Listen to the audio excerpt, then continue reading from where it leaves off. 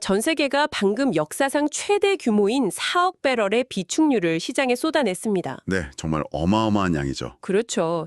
인류가 쌓아둔 기름 창고의 문을 그 어느 때보다 활짝 열어젖힌 건데요. 맞습니다. 그런데 참 이상합니다.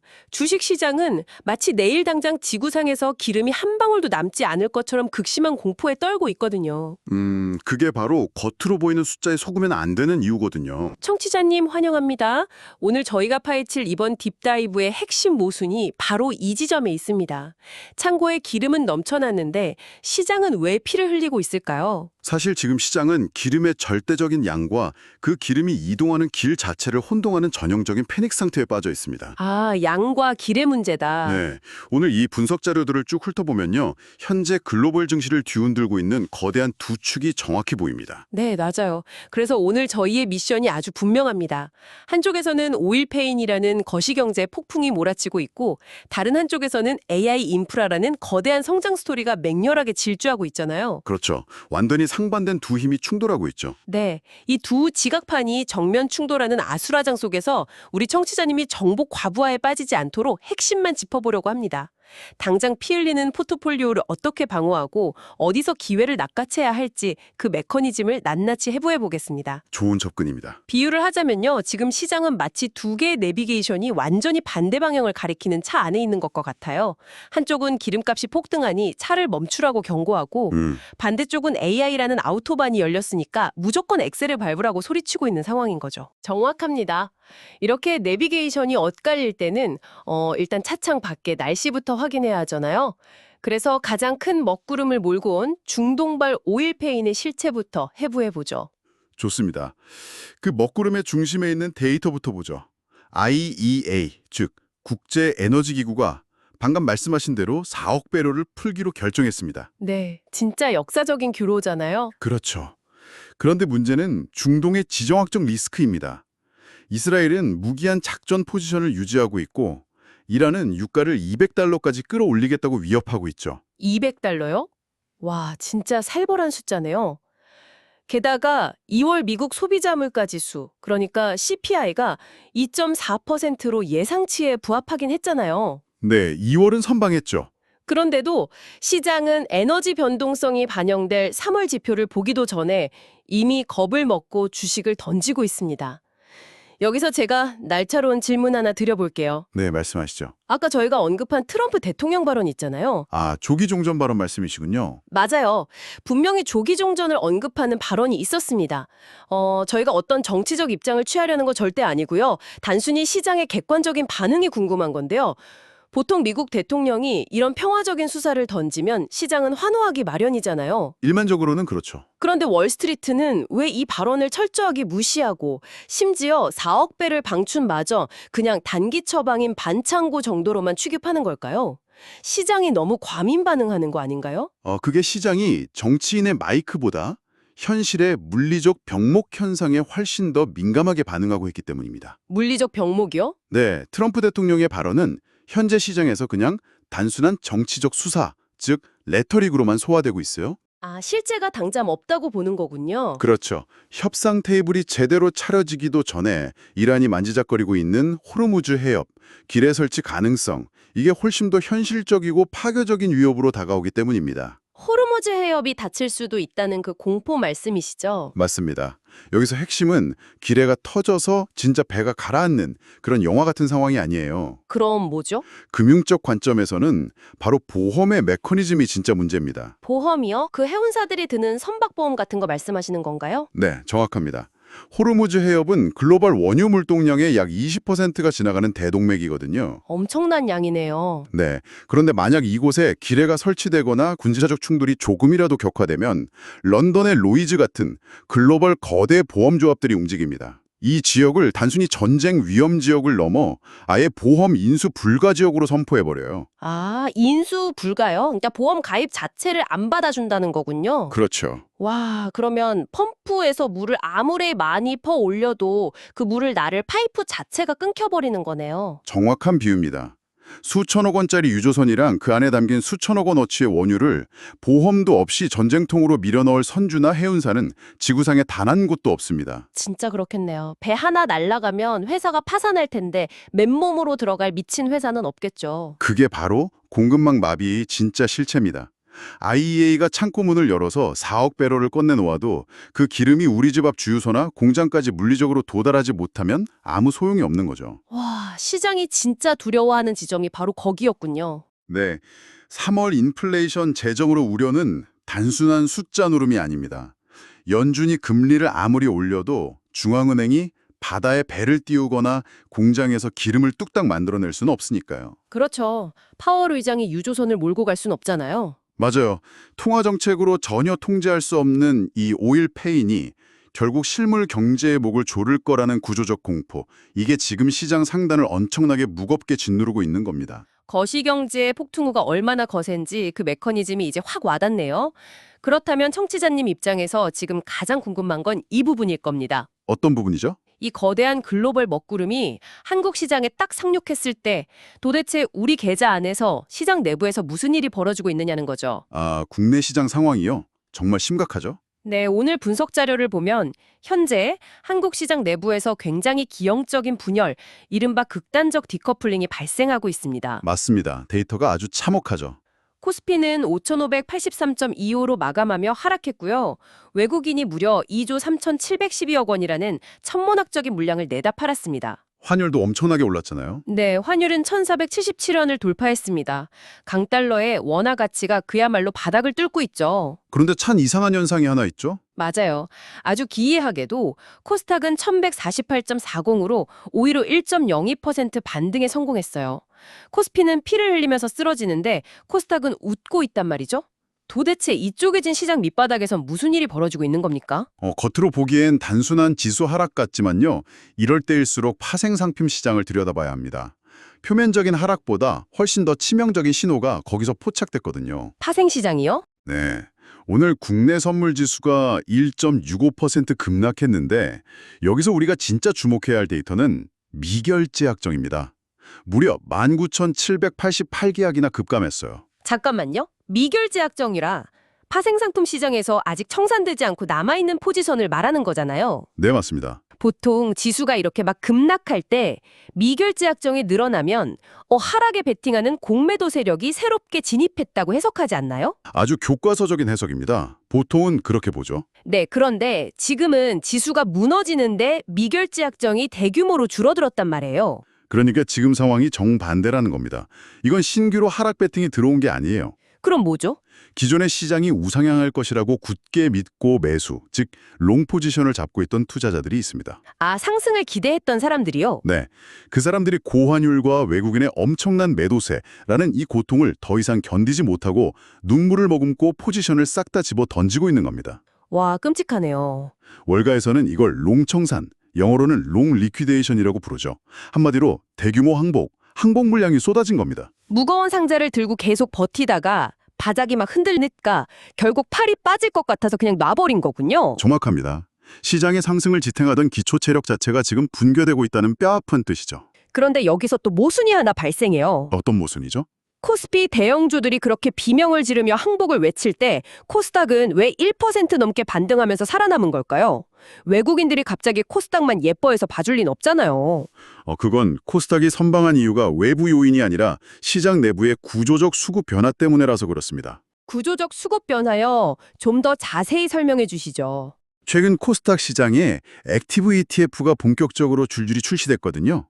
그러면서 시장에 들어오는 자금의 성격이 완전히 달라졌습니다. 아, 액티브 ETF요. 네, 과거에는 패시브 펀드들이 그냥 코스닥 지수 전체를 기계적으로 샀다면요.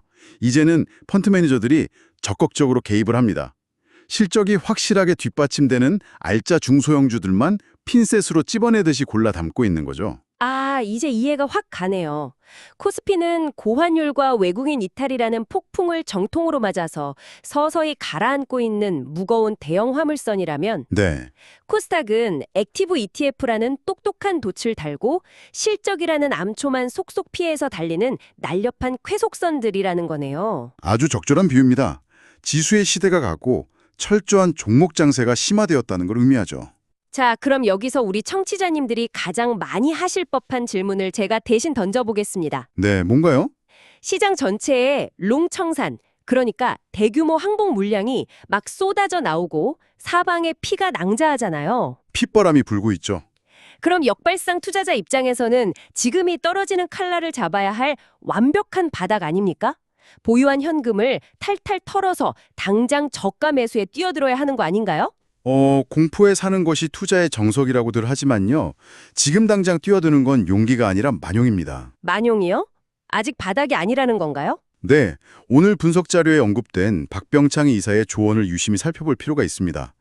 현재 시장의 체결 강도 데이터가 나오는데 이게 92.02% 수준까지 위축되어 있어요. 92%요? 네, 이 92라는 숫자의 이면을 냉정하게 읽어야 합니다. 체결 강도가 100% 아래라는 건 현재가로 주식을 기꺼이 사겠다는 매수세보다 손해를 보더라도 어떻게든 팔고 도망가겠다는 매도세가 훨씬 압도적이라는 뜻이잖아요. 바로 그겁니다. 100명이 팔겠다고 줄을 쫙 서 있는데 사겠다는 사람은 92명밖에 없다는 뜻이에요. 와, 사는 사람이 턱없이 부족하네요. 네, 매수세가 완전히 실종된 한마디로 진공 상태에서 벌어지는 첫 번째 급락장입니다. 이런 진공 상태의 장에서는 섣불리 바닥이라고 믿고 들어갔다가 바닥 밑에 지하실 문이 열리는 걸 경험하기 십상이죠. 지하실이요. 진짜 무섭네요. 때라서 지금은 조급함을 완전히 내려놓으셔야 합니다. 첫 급락에서 성급하게 잡지 말고 시장이 두 번째 바닥, 즉 더블 바텀을 다지는 것을 반드시 확인해야 하는 보수적인 스탠스가 필요합니다. 그렇군요. 청취자님의 현재 최우선 방어 전략은 섣불리 주식을 주워 담는 게 아닙니다. 어떤 충격에도 버틸 수 있는 캐시 버퍼, 즉 두둑한 현금 비중을 쥐고 인내심을 테스트하는 것이 가장 중요합니다. 섣부른 매수 버튼을 누르기 전에 손을 꽉 묶어두라는 강력한 경고네요. 알겠습니다. 그렇다면 청취자님이 꾹 참고 인내해서 마침내 그 두 번째 바닥이 확인되는 시점이 딱 왔다고 가정해보죠. 네, 바닥이 확인됐다. 그때 우리의 장바구니에 담아야 할 진짜 황금 조각들은 무엇일까요? 이 아수라장 속에서도 기관과 스마트머니가 조용히 쓸어담고 있는 핵심 모멘텀 섹터들로 화제를 전환해 보겠습니다. 네, 자료를 보면 세 가지 뚜렷한 줄기가 보입니다. 첫 번째가 뭔가요? 첫 번째는 단연 AI 및 테크 인프라입니다. 최근 오라클 주가가 무려 9%나 급등했고요. AMD의 리사수 박사가 방한해서 큰 화제를 모았죠. 리사수 방안 뉴스에 많이 나왔죠. 그런데 여기서 진짜 중요한 건 따로 있습니다.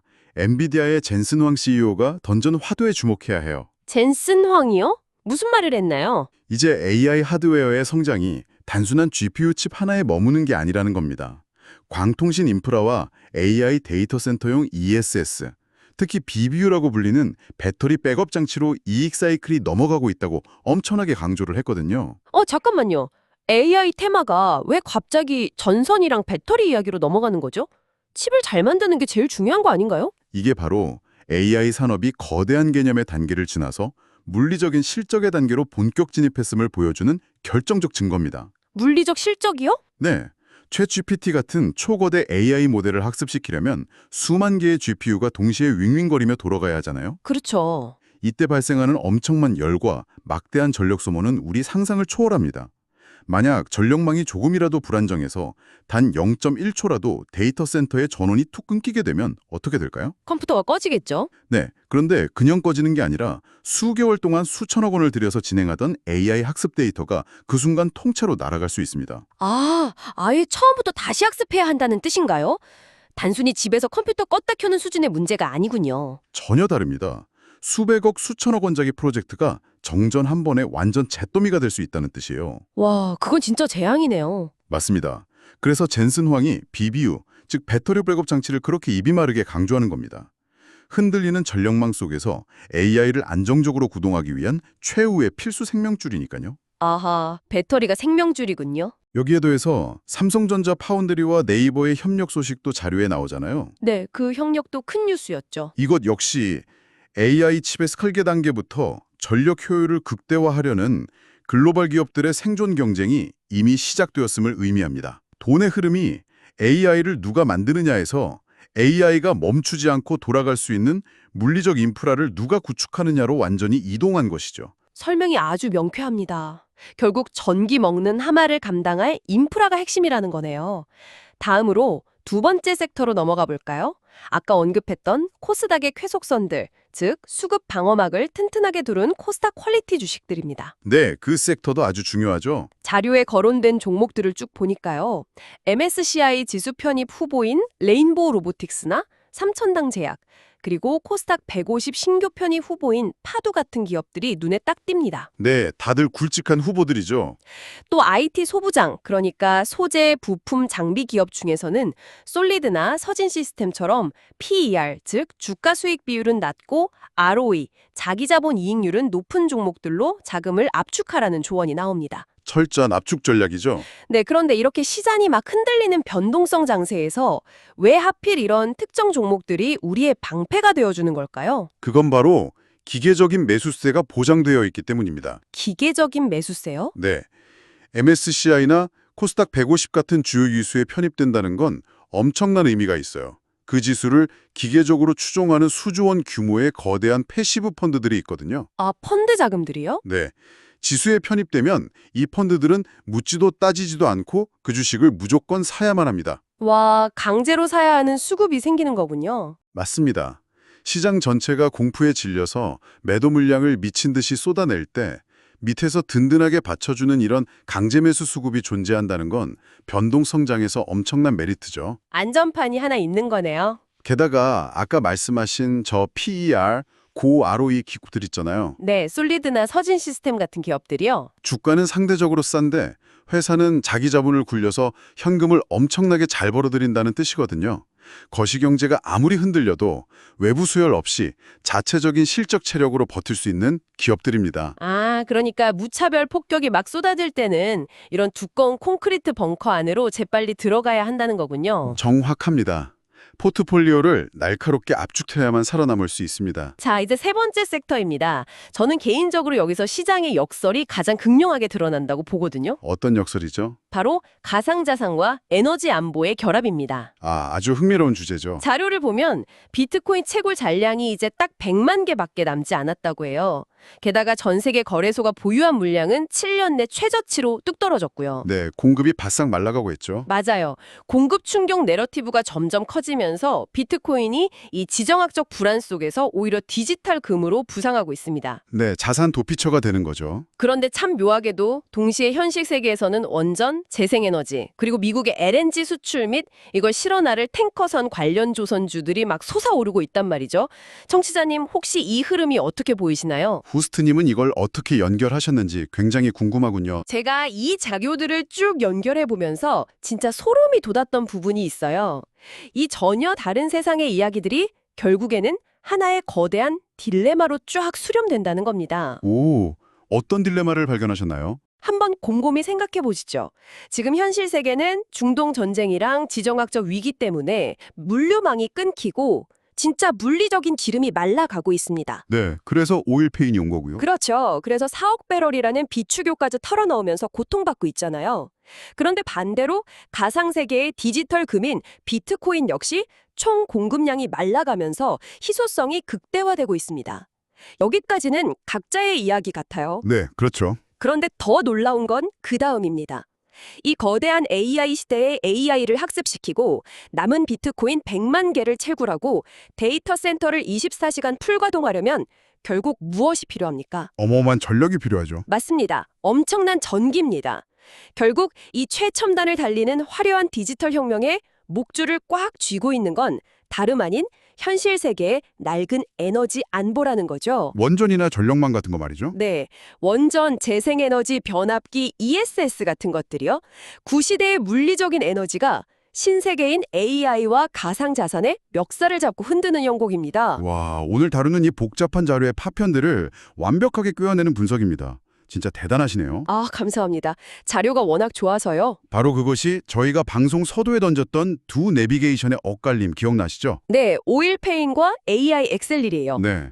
고유가에 따른 기용 압박, 즉 오일페인과 AI 산업의 구조적 성장이 도로 한복판에서 쾅 하고 정면 충돌하고 있는 진짜 이유가 바로 이겁니다. 아, 완전히 연결이 되네요. AI라는 최고급 스포츠카는 시속 300km로 막 질주하려고 하는데 연료통에 채울 기름값이 폭등하고 전력이 자꾸 끊기니까 덜컥거리면서 강제로 브레이크가 걸리는 상황인 거죠. 그러니까 디지털 혁명도 결국 물리적 한계 앞에서는 전기를 엄청나게 먹는 하마일 뿐이라는 거네요. 그렇기 때문에 청취자님들의 투자 전략 패러다임이 여기서 완전히 바뀌어야 합니다. 어떻게 바뀌어야 할까요? 과거 제로금리 시절처럼 시장은 어차피 우상향하니까 지수 전체를 그냥 사놓고 수면제 먹고 기다린다 이런 식의 안일한 패시브 전략은 절대 안 됩니다. 지금 장세에서는 통하지 않는군요. 네, 지금 같은 변동성 장세에서는 아까 말씀드린 대규모 롱청산 파도에 휩쓸려 계좌가 순식간에 녹아내리기 십상입니다. 끔찍하네요. 호스트님께서 방금 정확히 짚어주신 대로 이익가시성이 높은 AI 인프라 대형주, 그리고 수급이 확실하게 보장된 퀄리티 중소형주, 마지막으로 이 모든 디지털 혁명을 가능하게 하는 원전, 전력기기, LNG 탱커선 같은 에너지 안보 관련주, 네, 에너지 섹터. 이쪽으로 철저하게 포트폴리오를 선택하고 집중해서 압축해야만 이 무서운 충돌 구간을 무사히 통과할 수 있습니다. 자, 이제 이 짙은 안개 속에서 우리 청취자님이 꽉 쥐어야 할 나침반의 방향이 아주 확실해졌습니다. 이제 결론을 좀 내려보죠. 네, 정리해볼까요? 요 며칠 시장의 변동성이 지수상으로는 조금 잦아드는 것처럼 보일 수도 있거든요. 그렇다고 해서 절대 긴장의 끈을 놓으시면 안 됩니다. 이 부분을 특히 경계하셔야 합니다. 아, 그런가요? 네, 최근 시장이 다소 조용해 보인다면 그것은 시장의 리스크가 근본적으로 해결되었기 때문이 절대 아닙니다. 그럼 왜 조용한 거죠? 소비 상승으로 인한 3월 인플레이션 재점화 가능성은 지금 이 순간에도 여전히 현재 진행형이거든요. 단지 시장 참여자들이 그 고통스러운 매크로 환경에 며칠 시달리다가 일시적으로 적응해버린 착시 현상일 뿐입니다. 매를 계속 맞다 보니까 맷집이 생겨서 덜 아프게 느껴지는 착시라는 거군요. 그렇죠. 뇌관이 제거된 게 아닙니다. 언제든 건드리면 다시 쾅 하고 폭발할 수 있는 거대한 시한폭탄을 안고 있는 셈이죠. 잠시 비가 그쳤다고 우산을 함부로 버려서는 절대 안 된다는 뜻이네요. 명심하셔야 합니다. 자, 다시 한번 청취자님의 행동 지침을 명확하게 정리해드립니다. 떨어지는 칼날을 맨손으로 잡으려는 성급한 저가 매수. 지금 당장 멈추십시오. 네, 멈추셔야 합니다. 충분한 현금 비중, 즉 캐시 버퍼를 넉넉히 확보하시고요. 두 번째 바닥이 올 때까지 꼭 참고 기다리세요. 그리고 그 현금으로 담을 바구니는 실적 퀄리티가 확실히 검증된 IT 인프라 기업, 패시브 수급 방어막이 튼튼한 코스닥 종목들, 마지막으로 에너지 밸류 체인으로 철저하게 리밸런싱 하셔야 합니다. 네, 만약 오늘 자료에 언급된 코스닥 액티브 ETF 수혜주나 AI 배터리 백업 장치 또는 에너지 관련 기업들 중에서 구체적인 밸류에이션 비교가 필요하시다면요. 언제든 요청 주시면 되죠. 네, 이 종목의 현재 PER이나 ROE 수준이 지금 진입하기에 과연 적절한가? 이런 추가 분석이 필요하시다면 언제든지 피드백을 남겨주십시오. 저희가 깊이 있는 데이터로 아주 상세한 후속 분석을 제공해드리겠습니다. 네, 청취자님, 오늘 딥다이브를 마무리하면서 방송을 끄시기 전에 이 질문을 스스로에게 꼭 한번 던져보셨으면 좋겠습니다. 어떤 질문이죠? 반도체 설계사일 것이라고 굳게 믿어왔습니다. 다들 그렇게 생각하죠. 저도 그랬고요. 하지만 오늘 저희가 이 거시경제의 충돌을 분석해본 결과 아주 묘한 진실이 하나 떠오릅니다.